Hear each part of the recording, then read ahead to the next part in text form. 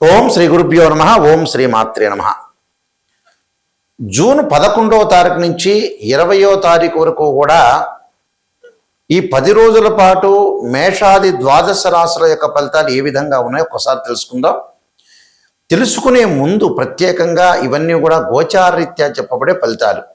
అది ప్రతి వాళ్ళు కూడా ప్రేక్షకులందరూ కూడా గమనించాలి. బర్త్ చార్ట్ వేరు, గోచారం వేరు. బర్త్ చార్ట్కి గోచారానికి లాట్ ఆఫ్ డిఫరెన్స్ అనేది ఒకటి ఉంది. గోచారం అనేది 20% సూచనలు. మనం ఏం చేయాలి 10 రోజుల పాటు, ఎలాంటి నిర్ణయాలు తీసుకోవాలి, వృత్తి ఉద్యోగ వ్యాపార రీత్యా, ఆరోగ్యరీత్యా, విద్యార్థులు, స్త్రీలు ఎలాంటి నిర్ణయాలు తీసుకోవాలి, ఎలాంటి ఫలితాల వల్ల ఎలా జరగబోతుంది అని తెలుసుకోవటం, జాగ్రత్త వహించేదే గోచారం ఈ 10 రోజుల పాటు. బర్త్ చార్ట్ ఏమిటంటే లైఫ్ లాంగ్ పీరియడ్. అది లైఫ్లో ఏ విధంగా ఉండబోతుంది, వృత్తి ఉద్యోగ వ్యాపారాలు, వివాహము, సంతానము, ఆరోగ్యము, విద్యార్థుల చదువు, భవిష్యత్తు, నిర్ణయాలు, సమస్యలు ఏ విధంగా ఉండబోతున్నాయనేవి బర్త్ చార్ట్ ద్వారా మనం తెలుసుకోవచ్చు. బర్త్ చార్ట్కి గోచారానికి చాలా డిఫరెన్స్ ఉంటుంది, అది గమనించాలి. ఎప్పుడు కూడా గోచారాన్ని బర్త్ చార్ట్ని రెండింటినీ కూడా ఒకటే ఫలితాలు వస్తాయి అనేది కరెక్ట్ కాదు. గోచారం అనేది ప్రజెంట్ సిచ్యువేషన్ ఏ విధంగా ఉండబోతుంది, జస్ట్ సూచనలు, నిర్ణయాలు. బర్త్ చార్ట్ ఏంటంటే లైఫ్ లాంగ్లో తీసుకోవాల్సిన నిర్ణయాలు తెలిపేదే బర్త్ చార్ట్. అయితే ఇక్కడ గోచారాన్ని చెప్పబోయే ముందు అసలు గ్రహాలు ఎక్కడున్నాయి, గ్రహగమన గతులు ఏ రాసుల్లో సంచరిస్తున్నాయో తెలుసుకుందాం. మేషంలో కుజుడు ఈ 10 రోజుల పాటు, అలానే రవి వృషభ మిథున రాశుల్లో సంచారం చేయటం, వృషభ రాశులు 5 రోజులు, మిథున రాశిలో 5 రోజులు సంచారం చేయటం, అలానే బుధుడు మిథున రాశిలో సంచారం చేయటం, శుక్ర గురువులు కర్కాటకంలోను, అలానే ఈ గ్రహాలు ప్రత్యేకంగా శని మీనరాశిలోను, రాహు కుంభరాశిలోను, కేతు సింహరాశిలో సంచారం చేస్తారు. అలానే రవి వృషభ రాశిలో 5 రోజుల పాటు ఉంటాడు, అంటే 16వ తారీఖు వరకు. తర్వాత మిగతా 5 రోజుల పాటు మిథున రాశిలో సంచారం చేస్తారు. ఈ గ్రహాలు ఈ సంచారం ప్రకారంగా ఏ విధంగా ఉండబోతున్నాయి మేషాది ద్వాదశ రాశుల వాళ్ళకి నిజాన్ని తెలుసుకోవాలి. ఎప్పుడు కూడా మనం నెగిటివ్ తెలుసుకుంటే దాని పాజిటివ్కి మనం వెళ్ళడానికి అవకాశం ఉంటుంది.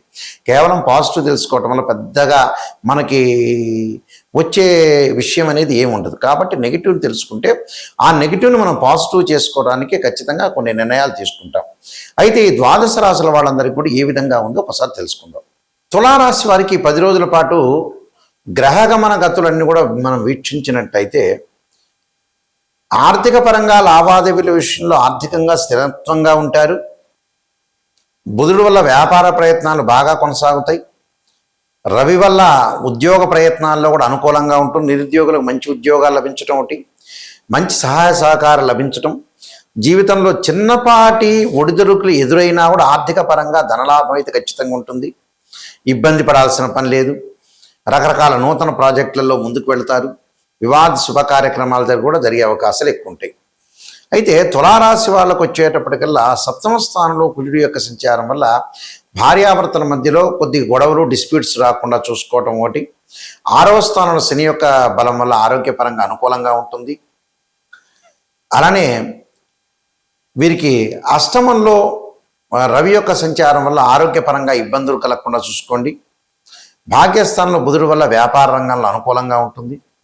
10వ స్థానంలో గురు శుక్రుడు వల్ల ప్రధానంగా వచ్చేటప్పటికల్లా వివాహ సంబంధాల విషయాలు 1-2 సంబంధాలు తప్పిపోయి 3వ సంబంధం అనేది కలిసే అవకాశం. 3వ సంబంధం అంటే ఇద్దరు అబ్బాయిని, మనం ఒక అబ్బాయిని చూస్తే నచ్చకపోవచ్చు, ఇంకో అబ్బాయిని చూడొచ్చు, నచ్చకపోవచ్చు, ఇంకో అబ్బాయి వచ్చేటప్పటికల్లా వాళ్ళ ఫ్యామిలీ పరంగా నచ్చే అవకాశాలు ఎక్కువగా ఉంటాయి. కాబట్టి కొద్దిగా లేటుగా జరుగుతుంది అని అర్థం. శుభ కార్యక్రమాలు జరుగుతాయి కానీ లేట్ అయ్యే అవకాశాలు బాగా ఎక్కువగా ఉంటాయి. కొద్దిగా జాగ్రత్తగా ఉండి ముందుకు వెళ్ళాలి. వీళ్ళు తప్పకుండా అమ్మవారి యొక్క ఆరాధన చేయాలి. కాత్యాయన కన్యాకుమార ధీమే తన్నో దుర్గి ప్రచోదయాత్ అనే మంత్రాన్ని, రాజరాజేశ్వరి యొక్క ఆరాధన చేయాలి. విద్యార్థులు ప్రత్యేకంగా దక్షిణామూర్తి యొక్క స్తోత్ర పాలనం చేయటం ఒకటి. అలా వీలైతే ప్రత్యేకంగా ఈ రాశి వాళ్ళు చేయాల్సింది ఏమిటంటే శనగలు దానం చేయటం, కందులు దానం చేయటం చాలా మంచిది. అంటే ఎర్రని వస్త్రము, కందులు దానం చేయటం వల్ల వీళ్ళకి మంచి జరిగే అవకాశాలు ఖచ్చితంగా ఉంటాయి. వీళ్ళందరూ కూడా ఎలాంటి పరిహారాలు చేసుకోవాలి, అని చూసుకునేటట్టయితే ఇక్కడ మనం చంద్రగ్రహాన్ని కూడా చర్చించినట్లయితే చంద్రుడు మీనరాశి నుంచి సింహరాశిలో సంచారం చేస్తారు ఈ 10 రోజుల పాటు. ప్రధానంగా మారిన గ్రహాలు ఏంటంటే కుజుడు, రవి, బుధుడు, శుక్రుడు, గురువు మారారు. శని అదే స్థానంలో ఉన్నాడు. రాహుకేతులు కూడా కుంభ సింహరాశిలోనే సంచరిస్తున్నారు. శని కూడా మీనరాశిలో సంచారం చేస్తున్నారు. వాటిలో మార్పు ఏమీ లేదు. ఈ ఏదైతే ఈ 10 రోజుల పాటు కూడా ఎలాంటి పరిహారాలు చేసుకోవాలి, ప్రత్యేకంగా పరిహారాల్లో తారా మహాదేవి యొక్క స్తోత్ర పారాయణం చేయటం ఒకటి గురువారం రోజున, కుబేర మంత్రాన్ని చదువుకోవటం గురువారం రోజున, ఓం యక్షాయ కుబేరాయ వైశ్రవణాయ ధనధాన్యాధిపతే ధనం ధాన్యం సమృద్ధిమే దేహిమే దాపై స్వహ అనే మంత్రాన్ని చక్కగా చదువుకోండి. ఉద్యోగపరంగా ఆరోగ్యపరంగా ఇబ్బందులు కలుగుతున్నాయా, నిరుద్యోగులు కానీ గవర్నమెంట్ ఎంప్లాయీస్ కానీ ఉద్యోగపరంగా ఏదన్నా ఇబ్బందులు కలుగుతున్న వ్యక్తులు ఖచ్చితంగా రవి యొక్క ఆరాధన చేయాలి. రవి యొక్క ఆరాధనలో నేను చెప్పిన మంత్రాన్ని చక్కగా చదువుకోవాలి. ఓం ప్రభాకరాయ విద్మే దివాకరాయ ధీమహే తన్నో సూర్య ప్రచోదయాత్ అనే మంత్రాన్ని చక్కగా చదువుకోవటం, ఆదిత్య హృదయాన్ని పారణం చేయాలి. ఎప్పుడు చేయాలి? ఆదివారం రోజున సూర్యహోరలో, అంటే ప్రాతకాలం సూర్యుడు ఉదయించే సమయంలో సూర్యహోర అనేది ఒకటి ఉంటుంది. ఆ సూర్యహోరలో ఆదిత్య హృదయాన్ని పారణం చేయాలి. చేయటంలో ఉద్యోగపరంగా ఇబ్బందులు లేకుండా ఉంటాయి. మానసికంగా బాధపడుతున్నవాడు ఖచ్చితంగా క్షీరపుత్రాయుధి అమృతతత్వాయుధీమే తన్నో చంద్ర ప్రచోదయాత్ అనే మంత్రాన్ని చక్కగా చదువుకోవాలి. వాహన ప్రమాదాలు జరిగి ఆస్తి సంబంధించిన గొడవలు జరుగుతున్నాయా, అన్నదమ్ముల మధ్యలో గొడవలు కానీ, మెడికల్ వాళ్ళు కానీ, రక్షణ శాఖ వాళ్ళు కానీ, పోలీసులు కానీ, ఎవరైతే కొన్ని ప్రాబ్లమ్స్లో ఉన్న వాళ్ళు, రియల్ ఎస్టేట్ వాళ్ళు కానీ, భూమి వివాదాలు కానీ, పొలాలకు సంబంధించిన పంచాయతీ కానీ, భూములు బాగా పండాలన్నా కూడా ఖచ్చితంగా కుజుడు యొక్క ఆరాధన చేయాలి. కుజుడు యొక్క ఆరాధన ఏ మంత్రం చేయాలి స్పష్టంగా చెప్పాలంటే అంగారకాయుధే శక్తి అస్తాయ ధీమే తన్నో భౌమ ప్రచోదయాత్ అనే అంగారక గాయత్రి మంత్రాన్ని చదువుకోవటం చాలా మంచిది. దాంతోపాటు కందులు దానం చేయటం చాలా మంచిది. అలానే బుద్ధి కరెక్ట్గా ఉండట్లేదా, సరైన ప్రణాళికల్లో వెళ్ళట్లేదా, సరైన ఆలోచనలు కానీ నిర్ణయాలు అనేవి కరెక్ట్గా ఉండట్లేదా అంటే బుధుడు యొక్క ఆరాధన చేయాలి. ఎలాగా? విష్ణుమూర్తిని ఆరాధన చేయాలి. విష్ణుమూర్తిని ఆరాధన చేయటం అంటే ఏమిటి? ఓ నమో నారాయణాయ నమః అంటే ఓ నమో నారాయణాయ నమః అనే అష్టాక్షరి మంత్రాన్ని చదువుకోవటం చాలా మంచిది. అలానే వివాహాలు కావట్లేదా, వివాహపరంగా కొన్ని ఆటంకాలు కలుగుతున్నాయి అంటే శుక్రుడి యొక్క ఆరాధన చేయాలి. శుక్రుడికి మన ప్రతి గ్రహానికి అధిదేవతలు, అంతరిక్ష దేవతలు, అధిష్టాన దేవతలు ఉంటారు. అంటే అధిదేవత ఉంటారు, ప్రత్యుదేవత ఉంటారు, అధిష్టాన దేవత, అంతరిక్ష దేవతలు ఉంటారు. శుక్రుడికి అంతరిక్ష దేవతన కమలాదేవి యొక్క స్తోత్ర పారాయణం చేయండి. అంటే వాహనాలు కొనుగోలు చేయలేకపోతున్నారా, లగ్జరీగా ఉండలేకపోతున్నారా, అనుభవించలేకపోతున్నారా అంటే శుక్రుడి యొక్క ఆరాధన చేయాలి. ఆయుష్ ప్రమాణంగా ఇబ్బందులు ఉన్నాయా, పనులలో ఆటంకాలు జరుగుతున్న వాళ్ళు, ఎల్నాటి శని, అలానే జన్మశని, ద్వితీయంలో శని, వ్యయశని, దాన్ని ఎల్నాటి శని అంటారు. అలానే అర్ధాష్టమ శని, అష్టమ శని, 10వ స్థానంలో శని ఉంటే కంటక లేదా పొంగు శని అంటారు. వీళ్ళు ఖచ్చితంగా దక్షిణకాళి స్తోత్ర పారాయణం చేయటం ఒకటి, శనికి నలని ద్రాక్షారసంతో శనివారం రోజు అభిషేకం చేయాలి. విదేశాలకు వెళ్ళలేకపోతున్నారా, కొన్ని విఘ్నాలు జరుగుతున్నాయంటే రాహుకేతులను ఆరాధన చేయాలి.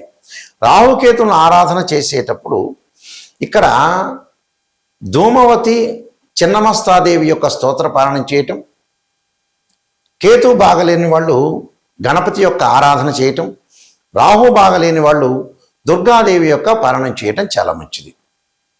ఎందుకంటే ఇవన్నీ కూడా చేయటం వల్ల మంచి జరిగే అవకాశాలు ఖచ్చితంగా ఉంటాయి.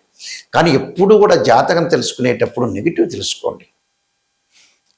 ఎందుకంటే ఒరిజినల్గా నాలాంటి వాళ్ళు ఏం చెప్తారంటే ఎంతో అపారమైన అనుభవంతో నేను చెప్పే విషయాన్ని మీరు ప్రేక్షకులందరూ కూడా గమనించాలి. మనకి ఎప్పుడైనా సరే జాతకాన్ని చెప్పించుకునేటప్పుడు నేనే కాదు, ఆస్ట్రాలజర్ని మీరు అప్రోచ్ అయినా ఫస్ట్ నెగిటివ్ తెలుసుకోండి. నెగిటివ్ తెలుసుకుంటే ఆ నెగిటివ్కి పరిష్కార మార్గం ఏంటి? ఒక డాక్టర్ని మనం కన్సల్ట్ అయ్యాం, డాక్టర్ గారు ఎంత పాజిటివ్ చెబుతున్నారనేది కాదు, దాన్ని నెగిటివ్ చెప్పి దానికి ఒక ట్యాబ్లెటో ఇంజెక్షనో దాని ప్రికాషన్ చెప్తే ఆ డాక్టర్ వెల్ అండ్ గుడ్ అని అర్థం. పర్వాలేదులేండి బాగానే ఉందంటే డాక్టర్ గారికి మీరు కన్సల్టింగ్ ఫీజు ఇస్తారు, నాలాంటి వాళ్ళకు కూడా కన్సల్టింగ్ ఫీజు ఇస్తారు. ఇచ్చిన తర్వాత బాగుంది అని చెప్పి మేము మిమ్మల్ని పంపిస్తే అది నిజంగా సత్యం అంటారా? అది అసత్యమే. అందువల్ల నేను చెప్పలేను అలాగా. నా దగ్గరికి వచ్చేవాళ్ళు ఎవరైనా సరే నిజం తెలుసుకునేవాళ్ళు మాత్రమే రండి. ఎందుకంటే అబద్ధపు ముసుగులో ఎప్పుడూ కూడా జీవితం అనేది జీవిస్తే మనం మోసం చేసుకున్న వాళ్ళం అవుతాం. అంటే మనం మోసం చేసుకున్న వ్యక్తులం కావాలని అనుకుంటుందా? ఉండదు కదా ఎవరికైనా. నిజాన్ని తెలుసుకోండి, సత్యాన్ని గ్రహించండి, సత్యాన్ని దూరం చేసుకోకూడదని అర్థం. ఎందుకంటే నిజాన్ని తెలుసుకుందనుకోండి, ఒక అమ్మాయి యొక్క జీవితంలో ఇలా జరగబోతుంది, అబ్బాయి యొక్క జీవితంలో వివాహపరంగా ఇబ్బందులు కలుగుతున్నాయని ముందుగా తెలుసుకుంటే చాలా జాగ్రత్తగా ఒక ప్లాన్ ప్రకారం వెళ్ళొచ్చు. ఒక అమ్మాయి జీవితంలో అబ్బాయి మంచివాడు కాదు, లేదా అబ్బాయి మంచివాడు, అత్తగారి యొక్క ఇన్ఫ్లుయెన్స్ ఎక్కువ ఉంటుంది, అబ్బాయిని చెడగొడుతుంది అనేది జాతకంలో తెలుస్తుంది. అప్పుడు మీరేం చెబుతారు? ఇలా నాయకంటి గారు చెప్పారు, మన వాళ్ళ ఫ్యామిలీ బ్యాక్గ్రౌండే చూడాలి అని ఆలోచన చేస్తారు. కొంతమంది ఏంటంటే అబ్బాయి బాగున్నాడు, తల్లిదండ్రులు ఎక్కడో దూరంగా ఉంటారు, అమెరికాలో ఉంటారు వీళ్ళిద్దరూ, వీళ్ళు హైదరాబాద్లో ఉంటారు లేకపోతే గుంటూరులో ఉంటారు అనుకుంటారు. కానీ ఇక్కడ చాలా సంబంధాల్లో కూడా ఇలా చెడగొట్టే తల్లిదండ్రులు ఉన్నారు, అబ్బాయి కరెక్ట్ లేనివాడు ఉన్నాడు,